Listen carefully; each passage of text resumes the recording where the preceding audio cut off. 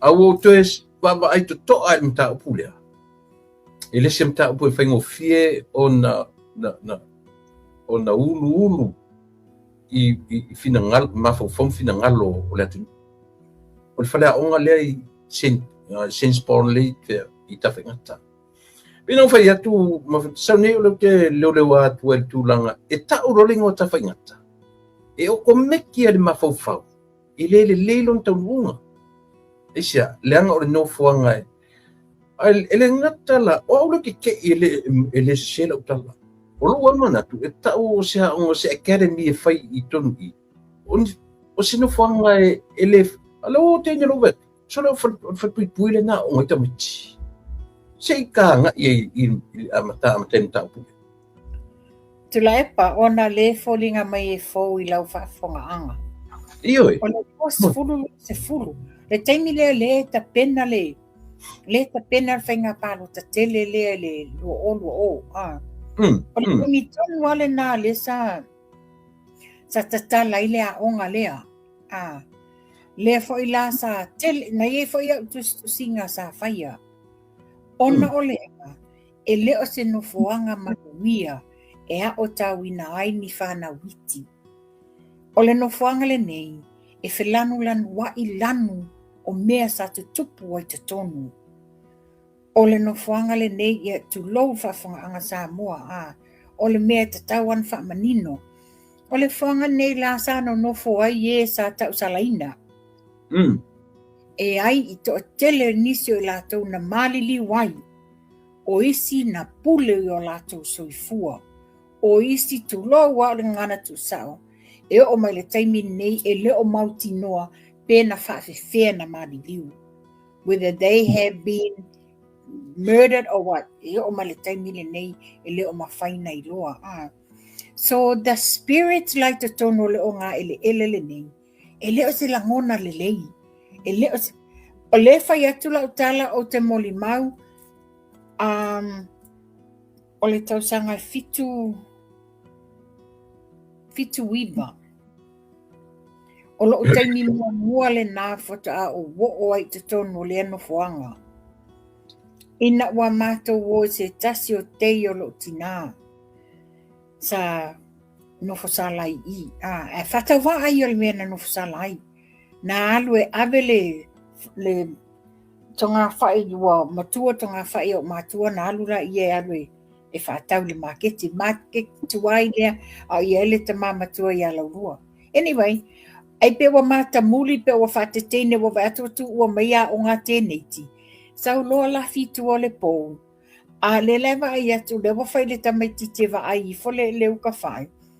E whetau i a mo i intanga ta whatau. Ai pe wa tau tu ni mua tamaiti. Tangolo le tumutumu whai o le siu ka whai. E tongi atu tamaiti ti ia ala i lunga. Ai tau tonua le pulo o le leo. Le nā ame, whetau i ralo tau no tu sa mo tuanga le a onga. Ai whai mai lolo tina mati o le aso sa. O lo upala ai ma lo ufefe ia tu la epa. O lo upala ai. Le la mo te titilo atu nei la i le whale le wha lava mai. O le whale le, wa teimi le nana tatala tua le gate te le. E wha sa o tua wha lava sa o mea le whale te le lava. O le whale le lota mata fia i pangta. Ai titi lo tuanga vale. E whaisina mawalunga le skepu o le mei ele ofisa le whaalava umile nei, le taunu unga le piko e ele whale Samoa, o inae mapu iai a inga, e whaatali iai a lato tamane e tawhia, e watu ia pa ela. I was staying, all this time o mato iai na, you know, it's very shaky, e ke sensinga, ia la whawhewhea la mane ialo ma whanau, e leo se foi se atmosphere e te whawea iai so watali ni alo e a o ngai a le la whape mo mani moli mau tele ni mea whaalia mani mea na tutupu ia e whaftai foi la i le toa o le tamaitai pule manisi o whaia onga wa lato sa valia le fionga ale pale mia. Walato sa vadira fiangan pale mia whaailoa ai. O te ofu. Wana fisiringia. Siringia taimi lea ina wa. It was so quick. Le vana na sitia ese le afoi. Le no whanga whalpuipui i oitan malala. Ai whaailoa mai loa le Academy lea St. Paul. Yeah.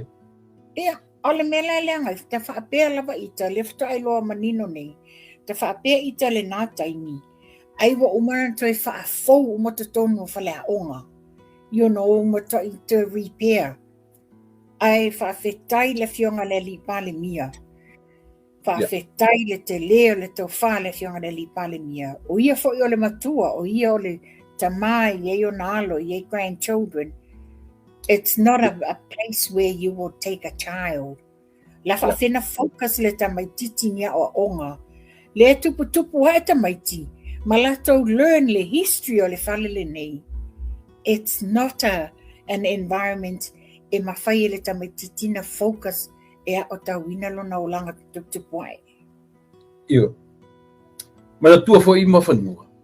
O tamaiti la iti la ongai. Te roto te la tuele o manama. Yo, ai ina o tupu ai, ma watu wa ai tu inga fat. O a ula ia, ele o tu ranga fo le pe fat pui po le. O le mele ina ilo roto te mini. O le decision making. O le fai langa ina o le upu o le decision making e fa mata silina me o le lofa. E se lo decision making. Fa mata le na o le lofa.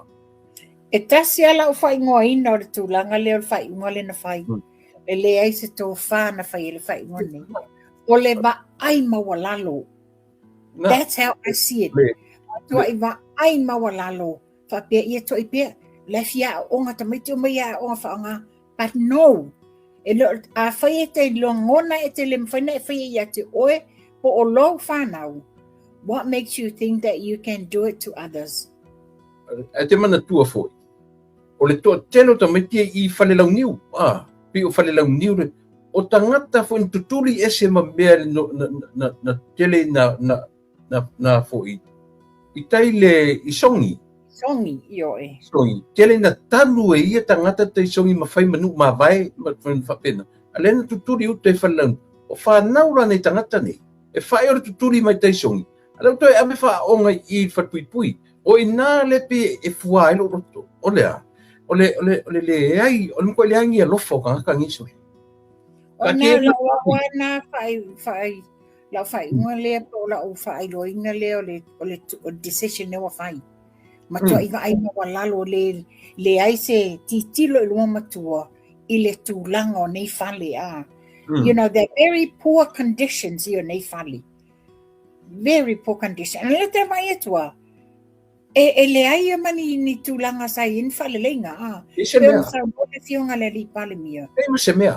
ai ma se no fuanga se fale fo ale nana avatu wa faanga loa wai le te fai atu ana fa pe ia po ina fo ia auto ni si ana fa pe fa la america le to ngana fanga ia e ke lo e ma kua i sua uma ilunga le mea ave ese uma memories le no fanga e su ave uma bai o aku ngai ka ngaka fa ke o for min skawa o nga la winga le mere so no fo nei New Zealand o lo ye no fo ngai nei New Zealand le fa ingoa tangata o le spooky house ona o le tulanga la lea e le o le tulanga fa pui ono fo nga sa tu wai ia le ta o le fale male tangata ye le mental capacity o ma fo ia e whaingola le spooky house. Ia wa ia yani li poti. Ia tātou wa sa mo wa tala lei. A ia yani poti le whailoi nei nyusi le whale nei. E wa ia la no fuanga wa whai wha no fuanga wharkalapu. Ai whapia telen malo le tunu sa nga i fio iai. Ai pe wa amatana toi eliminate le o tangata. Ona whamai e ese they see things. During the time they see things. E lela o toi tapuni ai. Ia le foi la no maua i nia so e hapia. E iai ni whae longa mani mena wa aia i no whanga nei. Well, I don't blame it. Ia. Fia tausanga. Wa iai lātou na pule iola, ia tulou whafonga anga sa mo sisi ai ua ina, i tō tele. You know, leo te whatu whoi lau ia mātou ia mangoto, le ngofoanga lea sa whai Vai mea, woti i vai mea, Le mat fat pui le sai vai mea, ora sa. E ngā tai mai o le mātou whale, whawhanga i tonu ama le melo whai e nei, le officer au tū o le whono whawai, Ia, It was a spooky place in those days. It was so spooky. E te lem whaina e sopo, lem whaina e sa wali le fiafi, i le no whanga lea, i le fiafi po te o le ono, it's so bad. A le la tā lo whai nei alom whanau, pau le mea, wha i le vi inga mar whaftai le tua, i le fionga le li pale mia. Ua ma whai, o le la ata lepe uma i lalo, ai toi whaua ni whare fōu. O le mea e whaafetei ai. O le o atu o le pule a onga. Pa ngai ngoi mai le mistawa a onga. The very next day sau maritari, ua maua le tōna. Yes. O le nā le mea. O ai o le vaenga ale māloro tu le mai. Tasi, te lo e mawhanu. E whaata ta fua mei e ta langa pe le o aru tere e mawhafu tangata na tau mai au ta whaingata tau. Au I la le si me te le ta tau na lo loto le va ai ale. I ka ngaka ngā fair decision making I le mea. Anyway, le o ta pa iai. Ia, taro si elonga winga o le mele la o iai. La alola o mai lalo mei. Yes. What a tawai. Because it's an environment, le whapea, o pā umala, sua o mai lalo pā, sua o mai lalo whali. Le whapea la, e tu waila na le whale sā. E pau nā le no whuanga, le o te titilo I ata na au mai. Pau nā le no whuanga le pe it looks so nicely. The renovation I te tonu, o le wafa o ngai whaia o ngā tamaiti. O inei, ia pela o le sifat pui le ai le lunga le na sola I tatango ia erkapo. Yeah. Tasi le nā no whuanga mata ina nei. I leo whai I se mea. O ina wala sa ta mawhau. Ta atia per fat pui whai o le historical le afo ma inga le tunu. Ta atia per whai po nasi whai ai.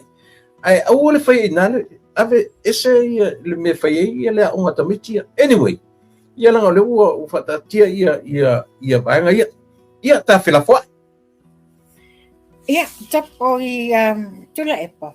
O lam tau mua, o te fia whesili ni ai lau fionga. Ona o le matanga ni la fonga, a le mea mai le pulo wa iku, le o puloku. Ni la fonga whaatupu vevesi la fonga whaaluma fōlinga I nai lo ailo o mume o la fonga o tangata e loto lea. O whapea mai. O tusa o lana la fonga le whai I le tamari I le ia tapuala whapea. O whaaki poki sa mo tapuala and all this. Sei whai e sau whamaninonga o na ni la fonga fōi e le tala whea ngai. Ai se mo whesiri lava ia te ia. I lona tūlanga o ia o tangata le ti poti mai Australia. Le ala leo lo whesiri atu tula epa. Wa leo te iloa.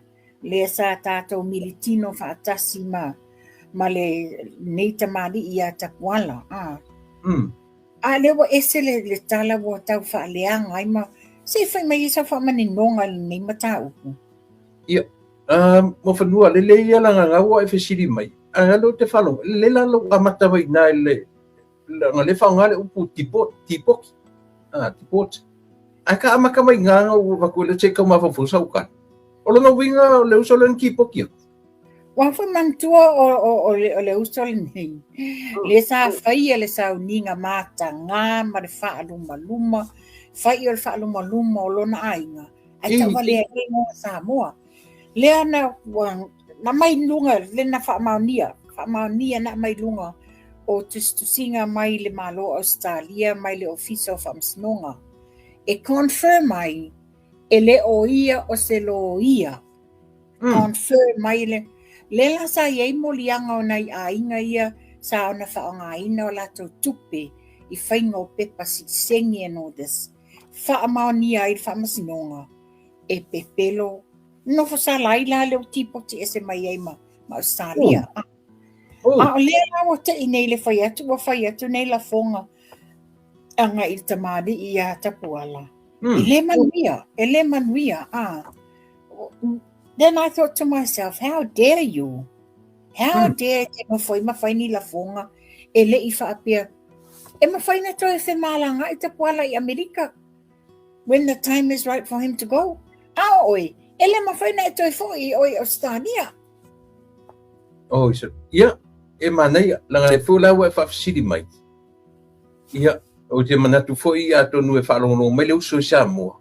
I me ane fa pe ua ia langa o le ua papai tangata nei. Ai le leina fa pesitala langa o au le no foi nei le me sa matu no foi maleu so. Ele ia se upu ka o deportation. Ele ia le upu na ile toi fo o le uso e tapuala I Samoa. Na o le tulanga na iai. Ia ona o le anga I Canada. Ia la fa fonga mai leuso te tun foi. O Canada la na faia le faiunga. E volunteer. E toi foi mai langa o Samoa la pa. Le ai ma se sortu la fono ele overstay. Ele overstay nei ia le sungata. Le foi la tata non mele. Ina ia fa manino fa longo tangata. Ile I solia tapuala se tu la fono tasi pelua lona nofo ile atu nei. Nei ai. E Paule na o tuna ia on na visa na fealua ia ioe. Back and forth pe mai a certain time e ngofo ngai. O Canada langa exitai. O Canada la nga failole o Canada. Ele fainga koe e alu Samoa. Paunga le awala koe re-enter mai ai. So lala nga kokongiala ele sungata pola long passes. Malonto lua. Tutong ia volunteer la o Samoa. Pola le temi koe ready ai. Koe re-enter mai na io le atu. O talamoni le na. Le ai mase mea e tasi pape o tipoti. Ale ngala wa famkala. Nga tipota kula lau kam. Ele fapena le tapuala. Ele solia foi e tapuala. Not even one se tu la fon. Mantua foi. O le sifi foi nei. Le foi sala la foni talanga ia o e fape e tele ono fo maui Amerika o noa. O ni la fon foi. Ale la te fai e toi fa maunia. Ale na e a fio mai I nei au te roa. E te sau e te tafao e relax. Bo e toi fo iatu I Amerika. O fela en fa maunianga o nei tau fa adeanga. Ia, ele ngata fo ia pulotu. A si ele upo fo ile. Io wa leva na la lauro to overstay. Ia ele a faina. Ele se me o ia me sido ka felo ai mafanu. Le fantai. So wa matua I o vale tala pepelo tau faleanga ni tangata. Ia o te fio fa ai loa tu la inisio. O le saunoanga le fionga le lipa le mia tu sai ma fa manuyanga tu sa manisi fa manuyanga o le wa umana na fai yaila na talo sanga le kovana Amerika Samoa ia fo ile le fionga ale sui fai lau tusi le malo tele milike le sa talo sana nya inia vanoa e amata I ona pe mawhaina recruit mai Samoa nisi vaenga mo o tamawhana wale atunu Ethiopia tu tono le Army, Navy or Air Forces. Ia lewa manino wa umana na tarsanga nga ile kovana Amerika Samoa. Ale foi la wa tarsanga ina nga ile tui fai lau tusi. E pena sa noa moa vanoa si itia vanoa nei Titilo iai. Ia ele fa pe fa tawanga vale I le tūlanga lewa I nei RSE yang adwenga whawaitai a mantua na o ama watu beto foi mai.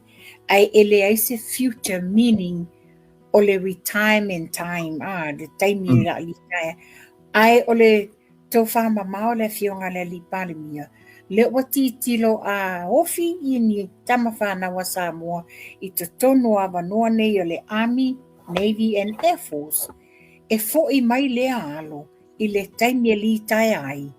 E nate o ina pēr le whamanianga lea se io o le taimi e wala au le tua. Ua benefits la I o retirement o tangata sa au auna matautua le whainga malo. Ale whanai ia, le fo'i manino ai na awe fo le talo sanga ina ia manatua ina Samoa I le Coast Guard, le Coast Guard ale malo tele Amerika. Le na te puipuia ia o ngā sami, ia le vāteatea a mai se satellite. Ia, manatua fo ila I le satellite ale vaenga lea le au security measures a Amerika. Whangasa o mai ale sakirike lo umamea I te tupu. Ai leo o mele so, o le nei lava le maua se tali, po fea wo ia ia maari liu ia, le su e te tono su tātou tungu. Ma whanua ta tele I se mana I on tāpuru e pa iai. Tanga renga kam whai fwile li pāle mia e whaamtatara mai se lumana I o tupuranga Samoa. Ai mesele nei atunu. Ai maua wanoa tu tonu o le Navy, the Air Force, Marine, Army, le iawa. Ai lela tātatara no fwile le whapeo se mea ua, me fwile le kawi, ka whewhe ai ke ua lo le connection Samoa lu. Ai ke whapea atu I Amerika, e maua sinan, ele o tau marotu to tasi te le land ko flat. E fai e la singa base, for example la o le Air Force. O lona wing. Ele ngata la o le e no fala tatu atu wala u fa solo mai atu te tele le tau o la lang tele le si manga ya. O le o sefe pa I se base le malo America I to tono Pacifica. Yo e. To a fa pela ke u fa manu ine tono tatu lau ele. Maua wanoa tupulanga malotu tu tasi. E o e tonu o mea ia. Le ta whaatata mea la fionga le li pare mea. Ka fiora e ke o pupu ia mea. O se whamanianga tele tu le epa. O se whamanianga tele. O le wa ai mama o le fionga le li pare mea. A wā tupulanga lalo wa o Samoa. Ina ia whai ni mea le lei. E tā ina e se ai le tele tupulanga. Ma le tele o whala au whasaina. O se vaenga le lei lea vaenga. Alo, mana ia. Mana ia le lapata inga le wa au mai ia. E le whaapea foila le lapata inga wa mai e le fionga ne li pale mia. Mō tātou uma fo'i o lo iai o tātou a inga. O lo no nofo I Dubai. O a inga lo o Israelu. O manuu ma isia tunu tau la lata ane le mea lo I le taua. Le whapea ia vave, a whapea wo iele tūlanga ua la matia le nofoanga. Ia vave na so tai lo tātou whainga malo I le vaenga le Foreign Affairs ina ia whai e se ngaduenga la veai. Te tau ona evacuate o tātou tangata.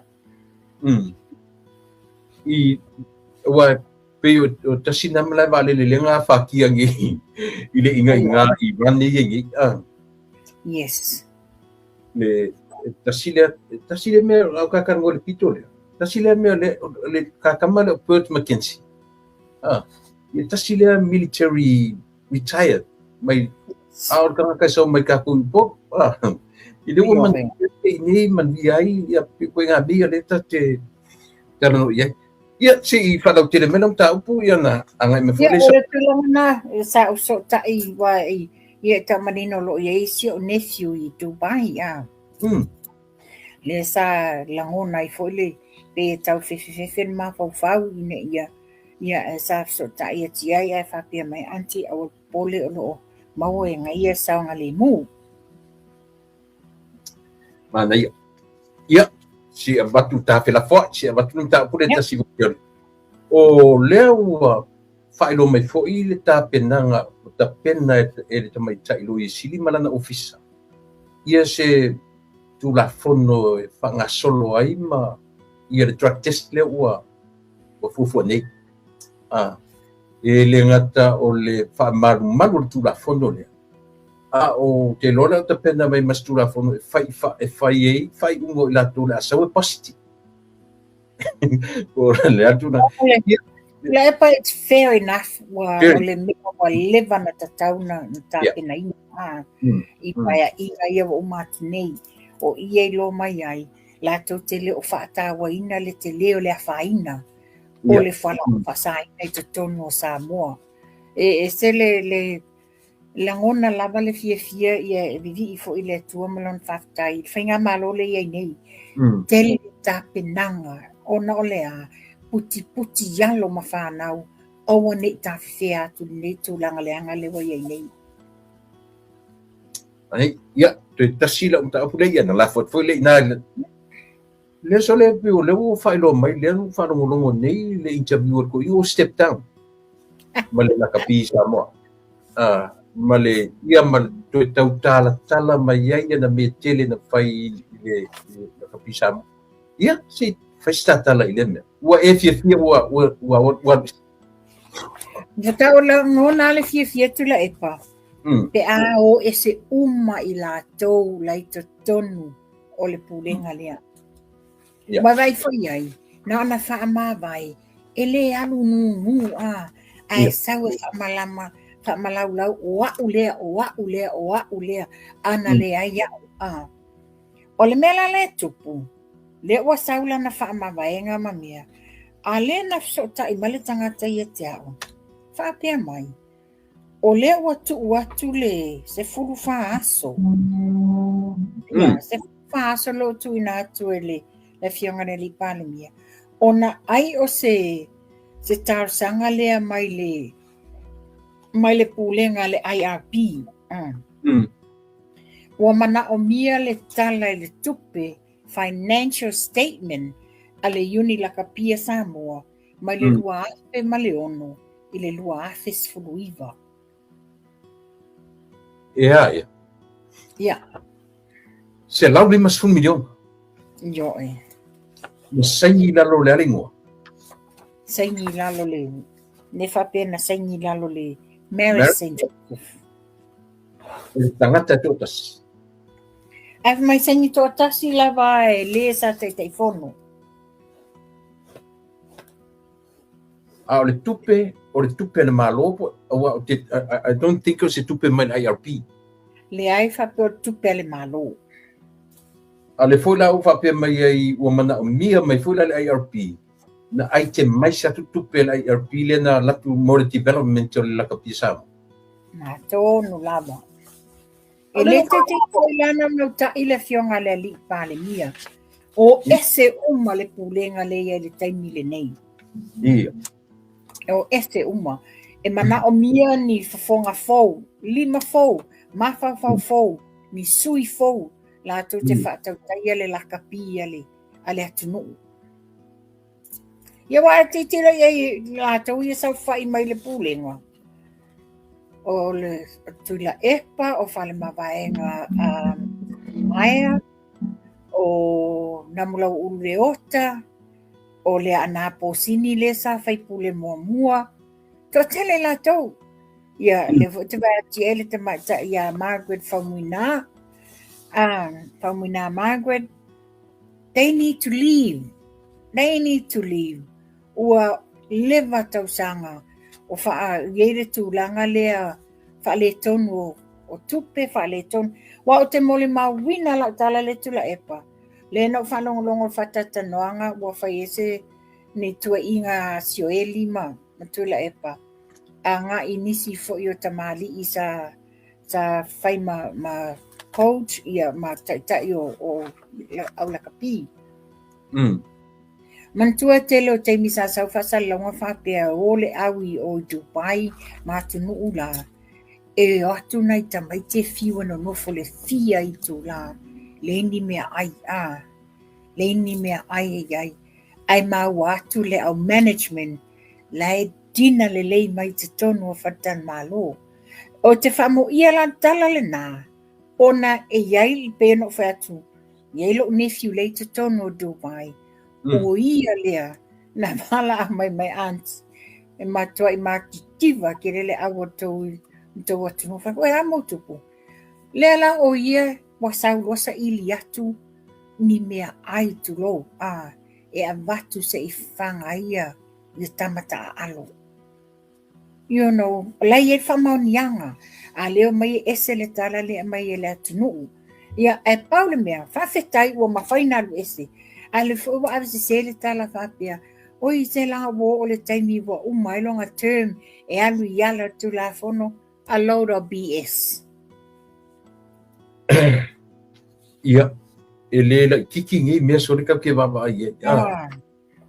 E le la kikingi mea ka ku ke si fesili mo mafanua e te sila fia le wai a lesi whaasala lau o le pimonu PMN o le radio PMN I nei New Zealand o le sau le na tau whaasala launga na o le iwa sfutasi tā la lea ua tufa e le malo mo le back to school funds Te le pepelo le tala natu le epa, le whamaunia. Le whamaunia. Mo I lato ia o le tala tu sa o la maa. O nisi o I lato o lo o iai le au nanga lea le PMU. O I lato te lango ina le HRPP. Oh. Yes. Okay. Ai lato. Ai sa whaise whasala launga. E lei se whasala launga whainga malo, whasala launga le malo, se lau 5 tā la a tangata to tasi. Lei se upu whapea e iwa sfutasi tā la. Ai leo le iwa sutasi, ai o sema le iwa sutasi lo na whaina atua, iwa sutasi miliona. Sutasi miliona, ioi.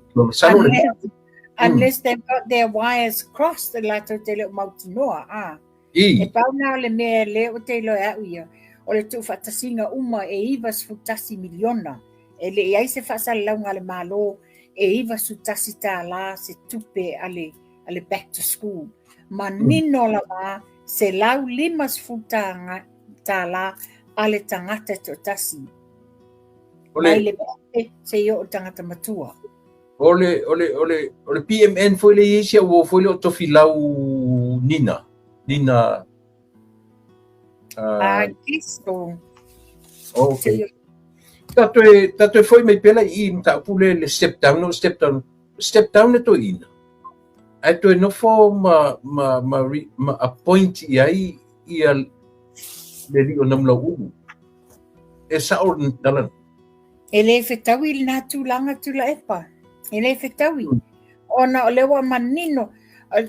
Te fifa manino tulanga lea. Ele o po foi le silafia anamla ulu. Fia ni ala tolu la fontanga ma le fionga le li pale mia. O le ale tala o ese umalato. Ai to tofi ni committee fo, executive fo, management fo. Tangata la tu te ama. Isa tauna na te eng. Ia le sa no le fionga le li pale mia. O atu ele io o tu atu le epala te whelua I taluna. Na tu la I mai le tofi. Ai to e watu mulumuli na mula ulu. Ai whapea mai. A pea e saulo e te se e te vema tai fono. E na sauno manino le fionga le li pale mia. Wa umana whailanga tala le to e fo I eitua. Le to e wha apolo kikia le whainga le au lakapi. Ole si me tau ai le makua I sui atua. E o mai e tangata fōia. Male la ko mentality. E le leilanga ko whaia mea sili I ke wa vai mele maloma va mai kangaka. Fiololo la I le vanga le sai momuanga I lo kako. So ke le motivation tangata I pe a sui atua le poa sui atua le stene me uma. Tulanga tauna ye tula epa.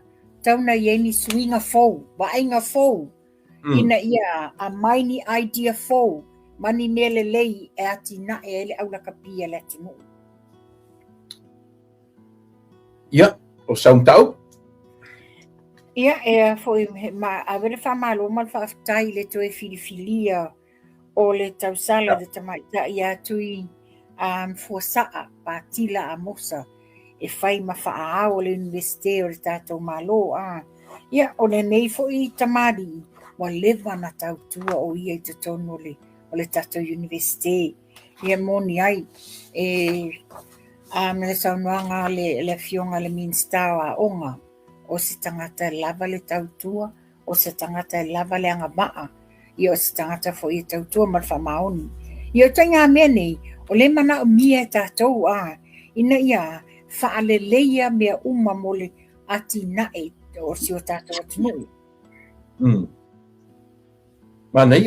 ma ia foi nga auto to fear na ta mai cha na valo ia mai le lango ni fai pe ole me la vale to fai le la combination ma le la nga do fatasi ma le minsta thing wa le sa nga minsta ia ai se tanga ta malona ma fau mai le fatununga minsta man tu foi sa ele ole faaola le investe a ole sa abea ma CEO ole ofisa wa onga le na le nga ele mfaina nga lua faatasi ma le fionga minsta sa yai o ai foi se ula yoani ile taimi le wa pipisi fa mai le danki fiva mama le la sa ele polo ina ia tafia onga ona le pipisi ai akwani fika mai kai ai alwasi o fa wa there's nothing worse o le mfaina nga lua fatasi ina ia fai o le puipuinga o le lavea ia tu sa foi ma le tulanga ina ia manuia ia alo mfanau ia na ta mai ia ta mai la le tula e pai le fai unga le wato e awili nel fai unga vai maunga tolu ia le fionga vo ele li fai pule ia tai li seu fiti ia o le ala mantua foi le fo wata wai ma mai fo le vai le HPP le wata wai ma mai ia ntata la no ina ta pokala me le fai no batua sa so leo le mta upule le la wa umana fai lo le fionga le li panemia manino ia le tulanga iai ina wa mata na fasala lau avano tai fono lo manino na fai fono tanga le vaenga le JPP tufa tusite awane apalaise si ayo abetus te ia alala meno iai to alima lava ila to e ata mamai le to fana fai ona olea ele io atu te tono vaenga fa ufai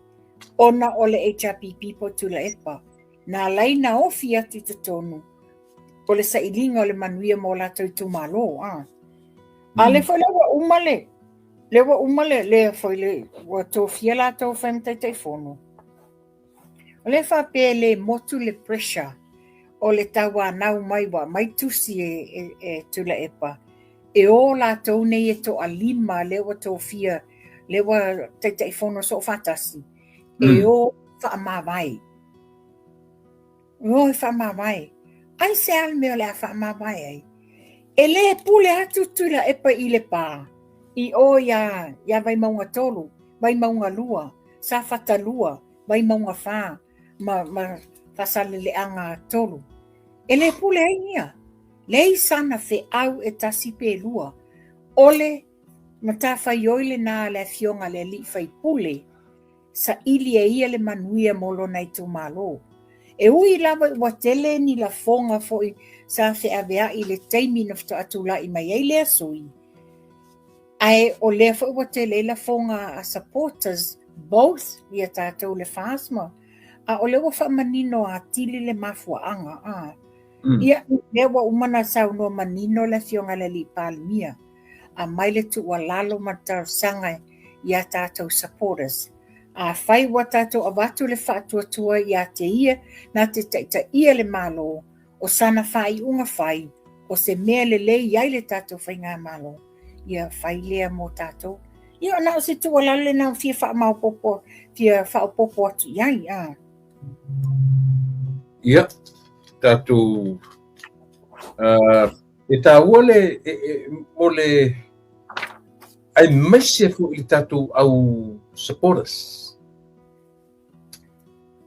ia wa isi to wa pina o ta walen tau is of mai ka ngoa i le case lea ina ta'upule atu ua alia mai ia le tula I fo iosia ale me ta'ua la ia le tatu la lang fa tasilanga le ta'ua la nei mea li mafan o le ta'ua pela le tapu kalami o le ta'ua o le mea le ngata inta tala noa le ta'ua o le mafofonga fe o le su fe pule a o le tapenanga le palota o le ase tasau I tangata palota o le itu malo wa pawala mea o le tu matai langa ye si vainga ta'ua o le saudanga le li Yeah. o le mafofonga o le li usawai o sauma le loto atoa risky kusala wa take le li he took the risk o le mea o lang decision making no fight kusala wa ele o mautino peto tu mai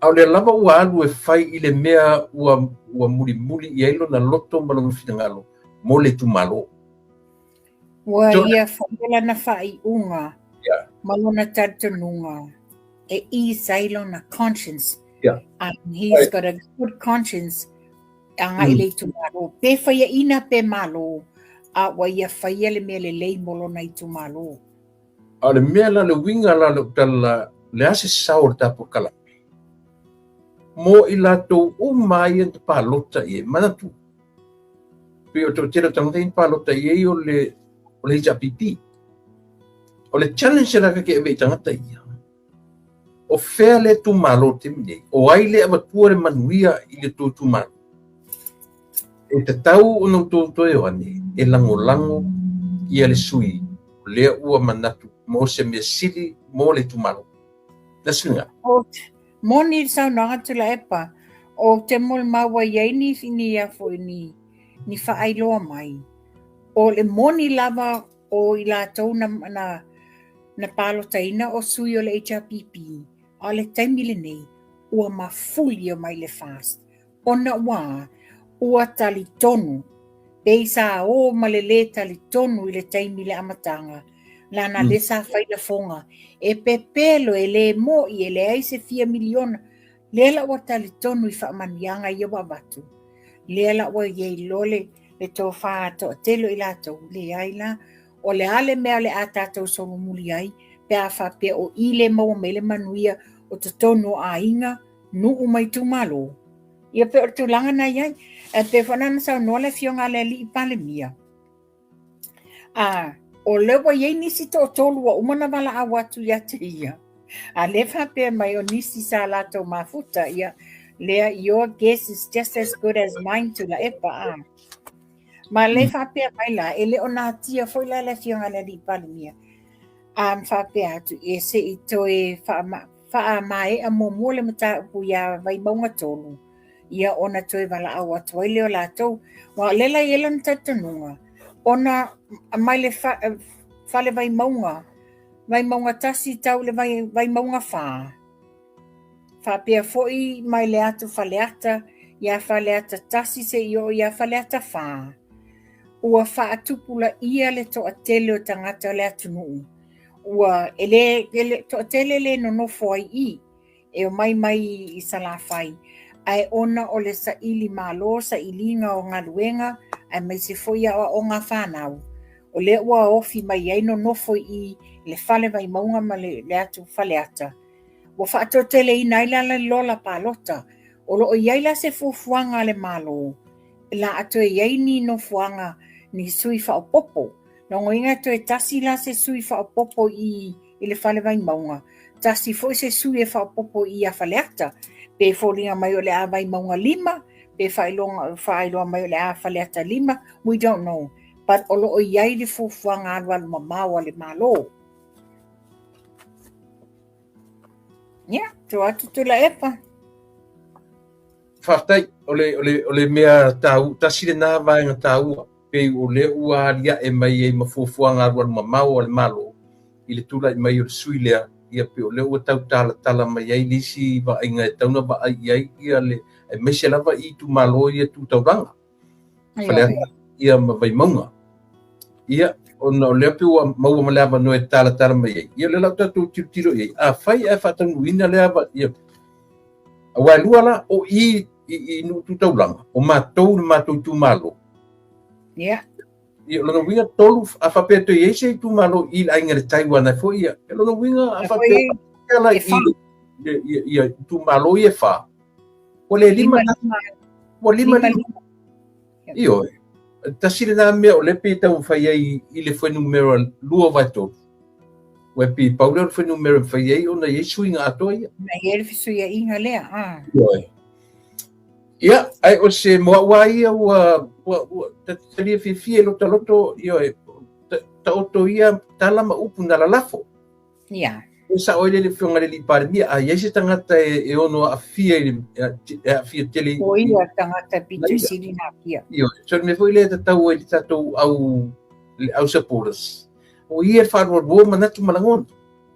O ia whaarua manatu malangona. Ia, wa sa oile le whionga le li pare mia. A sa ili apo ai le tangata e ono a fia. La whionga le li tatou ai supporters.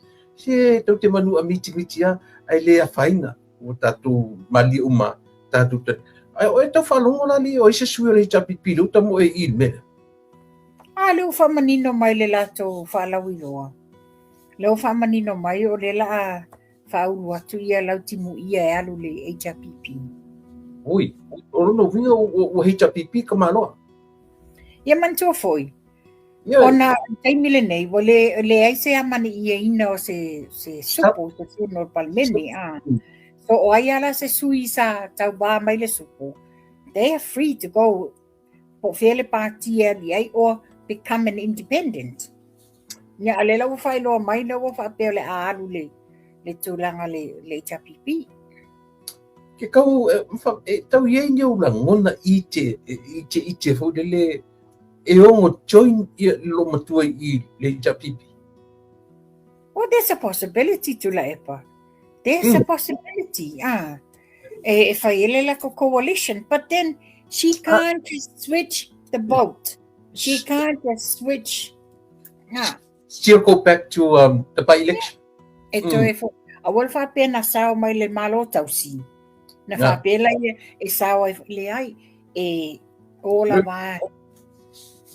Fa to lo winga lo tala. Lango le pi o le mai pi o mi fa o do reis fa mi o le o fa mi tai o lo o lo wi am fa nge e ko manga ku le lo maku e alu I e to e alu fa na fa o ke atta de merna o le melo ke akai te lo e le tali inga lo tu to e fa pa lo asia o I aki ko what do you think le winga tonu le la tala tu la epa o le va ai ma walunga fa pia o ia nobody challenged me lim faina na fatu ila loina ia ila nga fainga malo tausi le fatu la fonoa la le ia se manatu ma walunga fa pia I can do the same switch faiana ne ai o I foina la tato va ai lola le mai o le fionga ali fonga fitalai ai ke sila fia fo la o le laki ale na tu mai fia mei o no le oto o lua oi fo o mau oi fo le ngorte foi ma poao ma fiola ana le o ko lua nga e kau fango fia mei o lona winga la au le la o tai ni fiola I le kama ke makenga pe fa pe ke ko fo lona winga e fa sanga le ia la ia fo ia fui ma poao tali le lo ma kongo fia me I pe ko nga la wa ya ne fa ro tala vale e popo fa le ia tali ia na tonga ia ka isong kau ya e sele mana ia fa long atu tapinanga tato fainga malo mo tato ia pe ole tapinanga le tala ina le market fo ya le na ya e se foi la le mana ia ole saunoanga le fionga le li pale mia. Ma le sa filo I nei malaksen le taimi le sa si ma I mai ai. Ale la fa pia bola lata nei wa te lua vaiaso. Ia. Ole vaiaso. Bol vaiaso le te alwai Wellington. Ia le weekend a ton wala na le malanga le alwele malanga nge New Zealand. Ile ta langa le market fo le sa valalo. Ia ma ole la fa ai papa. Ale pale mia matou nge New Zealand. I le afioanga I ia pia, wa mantua o le afioanga le o pia.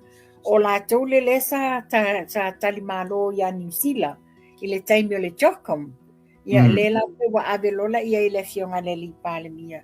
Le umanino mai wa umana ieni fontanga manisi fo yo o tamali I o le afioanga I ia pia. Ia le ao wifi a umal fontanga ia. Noi folola I o le afioanga ia whapia fole a waluma te mai ta il vini ula. Lato te whaafiao ina le lato wani fau le afioanga le li pale mia.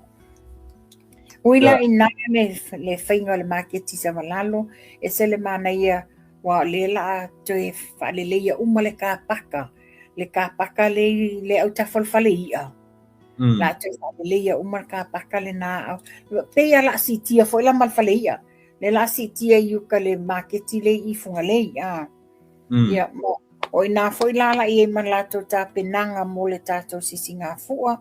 Ia o le ta penanga o le talaina o le mautafono, o le ta penanga o le talaina o le ofisa o le fono, ta talaina o le lua fesasanga kalapu, te le ta penanga tato whainga malo Ia o mai lai luma uma le beach road la le amata atu I luma o le whala o ngā mulivai e le wai e nel ofisa konsula Australia, tawanga I le Aggies Hotel. Le la whapela a whausia ini no whuanga mau tutu. Mo le mai moa ina. Le mana ia pe a whaire na tūlanga. Ia tata mantua teimi o tū ngā maa. E tau tsu e sau spot le leise o ngā maa e te nofo le lei ai. Ai mana ia lea tūlanga ua whaeloa mai le fionga le li pale mia. Ia o lumole. Ia? O ka ua e ta ua meria. Ole a foi. O le whaamausari ina o le relationship lea Samoa e lua. Le na uka penga ku vaa ia o Amerika Samoa. O le na mai e lima. A le pe whalongono atu pe e le pe o vatu maa o kuila ia mana. E malu e le. O pinais. Ia. Le wala whaeroa mai. Wa te langa ai mo fientau sanga le te le itoio I Samoa tu la epa. O I tonua le pulu tele lea le sa whafsanga I tonua ma le whaloloa le Westec I aso ia. Ma tau lia lao I nā le wa iei le si ofisa I nā. Ai o au tafa atu lai luma tonua whafsanga I tonua ma le nofuanga le whatal malo le tānoa tu stala. Le lawa ma le na toi tangta I le vaenga le nā. O I nā la le la awhai iei la le, wala wa iei le paka. La wei ele paka de taimine le e no fuanga o me ta alo ta mai tu swingi. Le la whake mai, o le a whausia ini whaleo o mani mea whai barbecue, mani mea whai ini ta alonga, o se no fuanga o atu eia a inga, ta whawhao ai ma whaonga, wai mana ia mutia lo, mana ia niu ma la awolo ia, ese le mana ia, e mai la, e amata atu ngai whaatau nuu ai taimuli nuu. Ese le mana le fufuanga. Tele me malolo I tangata. Ia o ina foi. Ngā tai atua le whaletala vai le fionga le mamelo pati. O ina le wele ofisa autu o le ekalesia lea sa iai le sunga whawhenga ngai abiriamu ma foi. Te le yo fuanga le na. A o nila ia so sabo mai tawina. A o ia sa tumu. Mamau mea o tangata e paka ai A o whalai temi o whuntanga te tele lea e kālesia. Ia e tele mea e tau sua ni ta vale o e lau mai ni alato me tau sami A leo mana ia le fufuanga lea le malo. O le a fausia ia no fuanga whapea. E whaasanga ina leia malmelo ia le moto le kālesia lea. La whawhengo fia tele o lato whuntanga.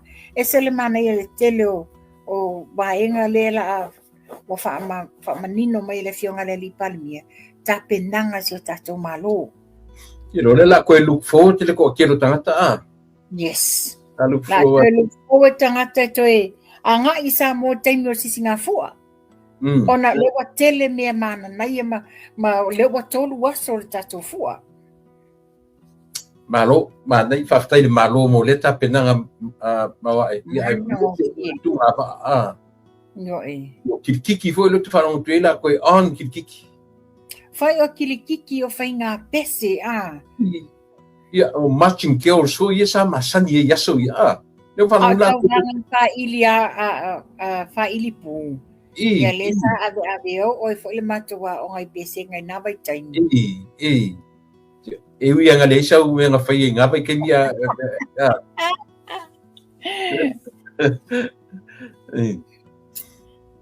Yeah, o se vaenga no te fia batua tula epa. Samoa's economy continues to record positive growth. O loo whaawa o pēo na whaamauwina le alu mamau i lunga o le tamau a inga o sua tātou atunu. E se le mānei o le atulang. Ai titilo iai. Na le, o tu sa le lipoti le nao mai. Na le lipoti amo le ono masina le na tula i mei ne whinga malo. Yeah. Te lele si tanga o le GDP le iai. Iyo e. Ia titilo fa ila le pauma walalo o le italafu le iai. Le ua ono se lau walu ono miliona. A mantua fo ile na whailo mai. I le taimina o tu whatasia lava o le lei le paanga ale ainga fast. Le na whataatia i le fionga tamaitai min stao tupe le fionga ia mulpola na rosa. Le target o le tupe e toto ngia ta i vai yaso mole. Ia e mua e na wasi ti o ele malo tau si o atu la tau reduce i lalo le tupe toto ngi le sa whaleo leo. Manu whapene ai wai lalo peto e tau se lau mon tupu le tato ai tālafu. Ai ui lea, whaftai whainga malo. Te loo e mawhanua le mea whaingofia so se sa moa te tauna mawhawhon mele la tata no toi. Te tau na la tutaria ina mele e tautara no toi. Masa inta no toi por kalamne. Imo meo revenues. Ara ngā tupe. Lea na whai mai ai e japipi le lua sutausanga, tot sutausanga, taruai. Tusa le lema revenues lo whai ai le fast, ngā le 5 tausanga. Ana ngā tupe. O le whai o mai le maror te mine, whai ati nai, wha soarta mau ai, to tongi mai tā lafu i le taimi tasi. Whawhawhia le kausanga i kele, ele ma whainga whai e kangakangi, e kasi anga me whamatala mai so se samu, se ma ngaka ka voi le e ika whinga maro. A o le format te lea, kau kei loa ai, le wanga fu e kangakangi kupe an maro. Whara tu pese, o le wana whawhewhete ina la tau tanga. A le taimile nei, a tato ti tilo le iai. Ngā luenga whai le malo le whai. O le atina ina o le malo. O le growth o le malo. O le development o le malo. O le totongi ino ai tālafu o le malo. Le amo uma le taimetasi. A le lawai alu lunga le growth mo development o Samoa. A le taimi. It's only 6 months tato whainga malo le tu like my nei. Yeah, 3.5 le GDP la sa yai recently aloha 3.7 billion. 3.7 iyo e. Or the cost of living pa le 2.5. Pero pa umawalo na lo with Nick. Yeah. Foreign reserve 1.6 tasi tesi maleono biliona. Le tupe faanganga. O le tourism for le touristi toru se lau fitu miliona. Ia, makakukupe le ala kufafo every year, remittance. O le ua 5 se lau. It's only 6 months. It's only 6 months. Le ua 5 se lau montok miliona.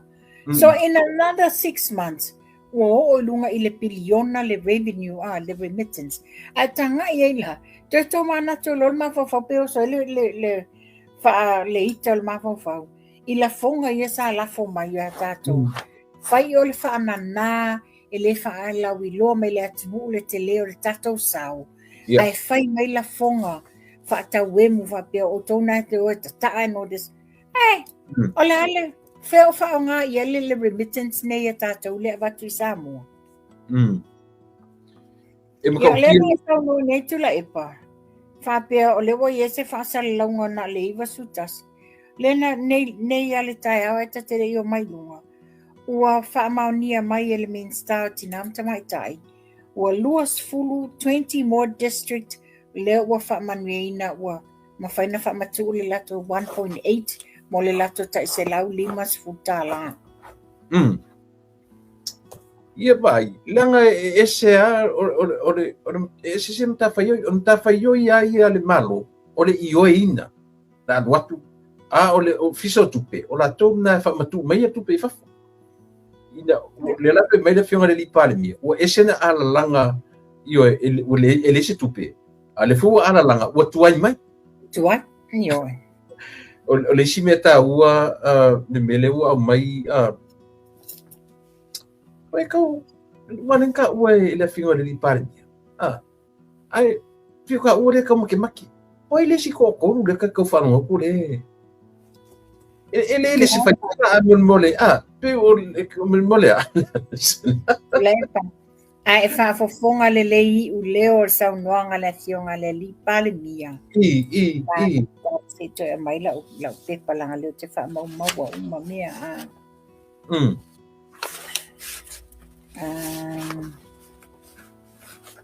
O nisi o i lātou sa mātou mafuta mua. So lela te whai atu ai, your guess is just as good as mine. A e te tilo iai, o aila watu to atasi le taimi le nei. Nā le to o lualo te tilo iai a wia. Oi. O te mauti noa la wā, ia le walu ia fia mei o ia tula epa. Yeah. No doubt, it's either two ways. E mulmulita ia le atinu. Pe tu fa a pe tu to atasi. Ia le watato i loa. E le mwhaina to e wheliwai ia le sui mai si umu. To e lona ia na le to alua. Wai la le to alua le nā. Ia, nā e te sila fia le to alua le nā tula epa. Ole example le leia le ua fai e tai o li seu. Yeah. Set a Toa very... le loto. Me tōna nā ta o le toa le loto. Ua mana o le fai le me fai loa. Yes. Ai le ngā le sau fai mi o sau le ruma. O a ruma. I do ka konganga kai o lai rumas. Ele ua manatu lo tanga tefe. Ia walela ua pe u whamata osi me le whionga le lipare mia. Kon foi sila kanga kai o korkolo ki ai. Ala no winga na o le kala le la pange iai. Ia, oi fai. Olo e fai te awa pio nga ua ele se mea ue fai. Ia, karo si. E pene tali manino le whionga le lipare mia ia tali o seu. Ina wawatu mua sa nole lipare mia ia alu nā tatalo. Talo mai ia ia whainga o ia lo na ainga. Toi sau fo ia alu ina whia ngai malo i tu malo. O le ase tala mai ia masui fo i o le whasa papiona tau tau wā. Ai le mawhai ale to e watu la wā. Ia le tali manino le whianga le lipale mia. O le mta upu le le whai to tasia ia le whai unga. E a mai i te tonu le ainga whawhantu i le whas. Ina ia. Ia, lela, muia la vai le tamali i ala mea. Ia o te whaftai o le toa le loto. Ua pena sa no le whionga le lipale mea. Le vai e toa mato i toa awa, e titilo e, a sau nei e alu e le whai unga le nei, a e whai e whai ngā pālota e le malo mai. Ia ona, a e le ai wa malia la vai ia, ona o le mea sau ma le loto ma le fatu. Ia, pe whai ina pe le whai inga. He's got a clean conscience. Ua whaia le mea mo le lei o le tumalo. Mana iei o le tualalo pentau wha uma iai ia le fina ngalo le whionga le lipale mia le lapo kalame na po. O le no nofo file mua le atunu uma le tue. E fua i lunga i le bao tu le epa ma le whionga le lipale mia. Moni. E moni lei. E le mawhai na ua le toi ina lea. I le whaila na whai mai la step down ma lakapi. Ai sau e whai maisi whamakalanga ele... Ele na siu. Whai ngoa ia ka pena. O le mea whai ua mangaku roi whamawai. Se ngungu. alungu yo o ko to malau mai ele mea ele ola ka ku nu men fa malau mai ola lu me mongi me yo ia o manatua matua ta pu nei Ia, o whamaunia mai le ofa le malo I sala elu more scholarship mo le tātou whainga malo mo tamaitia oa. Le whamaunia mai le whainga paanga whaatasi le tātou universite ma le embassy a Saina ina ia toi whaangasolo inisia wanoa tau skolsipia o onga mo tama whanau si o tātou atunu. O le taimil nei tula epa, o lewa a mai se la patainga. Se la patainga lewa a mai ele ofisa le MCO. Ona o lewa ma ua ye se online platform. O la patainga la winga I whainga wha computers I lungo o benga ta whailangi o whailo mai ele ntanga luenga o pisinisi ala manuia maleipa. Ia mata ala le mamalu le atunu. Ele whaateleina o le tuwhatuwhaina o pepa wha computers I lungo internet ele I tuina atu ntanga luenga. Tusa o lewa iai, it's like a coin. A lewa lato o mai iai lungo o le logo ma lungo le official documents ale malo. Whaafolinga ila o se mea o le amai ele malo.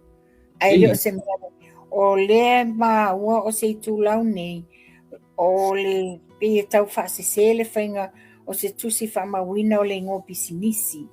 E lei lalo le ngō le Bitwise, ia o le lapta inga le mamalo le atunu aua ne I whaasese I nei oe I mawaini au tupe e le moni le nātūlanga e le I lista la ina wha le tūla fono fo le nei pisinisi to tono o tato whainga malo. O nae sau lungo le tūlau o le Facebook e ngoa o le Benita FX Trading ma le Benita Global. Ai o le kapania I ngoa o le Bitwise o lo lato whaia le tūlanga lea ia o le lapta inga langa ua whaamao nia foi o ye nisi o tātou atunu na whaasese ina I mea whaapea mua. Tele e le tupe na whaina ai Iei foi nisi na malanga mai UK o atu I Samoa whai iei le tau whaasese na iei foi nisi o le atunu na tele le tupe na whaaluina ai. Ia. Ia o la mata upu muli le atu la epa wo tu uone nei mata upu e whai u iei le tata noanga. Ia. Asino au pito lava la u tua lalo o le a foi. Ma le fautuanga I sio tu malo I le mai monga wha ai mai se le mātou nui I ala mangoto. Ia. O se fautuanga o na lewa maua se tala wa whaeloa mai foi. Wo o mai nisi. O nisi o ila tau sa pālota I le HRPP whainga pālota muli wa umatu nei. O lewa lolofi atu te tonu I le mātou nui I ala mangoto. Ina ua iloa o lea le atu whatuwhaina ma lufi ina le tele o le manuia e ala la le se lau 5 ma le poloketi o le 2 miliona o loo talia nei Peila wa avea le po whamanianga nei ma mea wala lofi e tuai wala tu tam whai ai loa lai so sofa tofa ale nuu ina ia vailua ina ma na o whaile me ma na o ila tau ele mātou anu le I tau fusi ala mangoto o loo malu pupuia I mātou. Mantou whana tasi le e ka le sia te tono mātou nga o le e whakasa. O le majority o le mātou nuu I ala mangoto lata atu I sinamonga o I lātou e loloto umai le malumata pua e le e whakasa. Ai pela wa avea mau mai ye nisi o e ka le sia ese. Le wa tau mawhai e loa ina ia wha ese se lātou pule nuu. Wha ese se lātou pule nuu. Ia whaile me mana o ai. Ona ese tasi o sui e tamaitai o lea wa yelo na wano e te tono le ofisa o fon whawai. E te taulana sui fo ila se toi fili le se sui tamaitai. A wa ve matulanga lea wa fio soi mana o e whai e lātou fifilinga. Ia leo te watu mawalalo la wa ona o le mata i tu atu e ui na mato i fafo o lo tongi lava le mato ma i tonu al mato nu i al manoko o mato na viola i al mangoto mato te iloa o lo i ele pule nu al mangoto o tau i e fau atu aua le a mi foa le tau manao i le manuia na tau o atu le so sofa le file mu o le mato nu o lo i eisu sunga whawhiangainga malona whatua o lo i eiti nāma ta māma atu tua le ekalesia maise le malosi o le nu o lo tau mawhai wha mau popo uma ia le poloketi le nei o le manuia whasafua ia o tau uma ai le whaapela o tau o mai ai tau te selfish tau te mana wai na tau o mai le ia whaia winga le mi ngau ia o le tau mwhai so sofa le tau wha a le nu